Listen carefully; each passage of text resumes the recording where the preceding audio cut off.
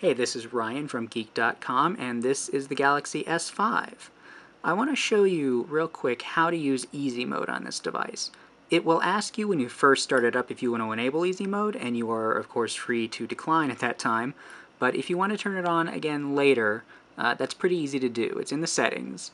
You might want to do this if you're setting up a phone for somebody who's not the most tech savvy, or if you're just loaning your phone to somebody and you don't want them to get in over their heads or just screw up your settings. So it's in the main settings here and under personalization, easy mode right there. So all you have to do is tick the little box next to easy mode, and you can select which default apps you want, or you can just change them on the home screen. We're just going to leave them as the default for now. So then hit done, and there we go.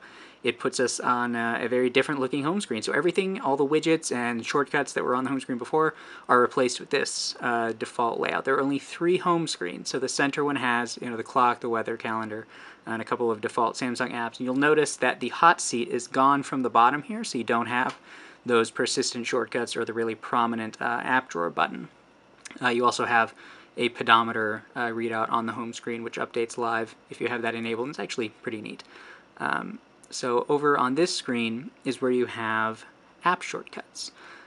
So everything except for Google Plus is a default on here. I've already added that. But if you want to add one, you just tap one of these buttons, find the app that you want to add. If you want to put Facebook on there, and then it just stays right there until you edit. You can edit these screens and remove apps, and you can do that on this main screen too.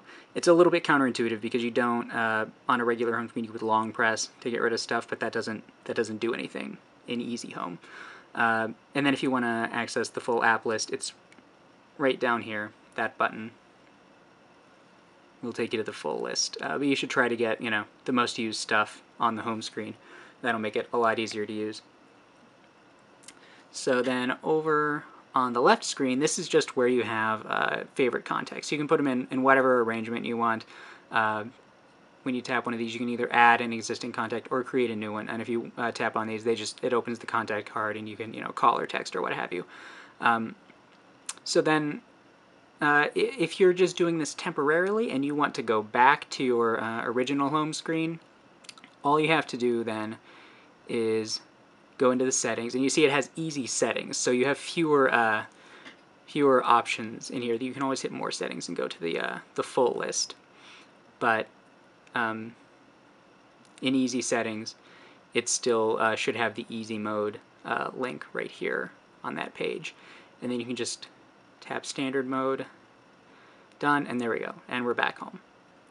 And it'll save all of those settings in between sessions if you're flipping back and forth, so you won't have to set up easy mode again the next time. But that's pretty much all of it. So that's how you use easy mode on the Galaxy S5. Thanks for watching.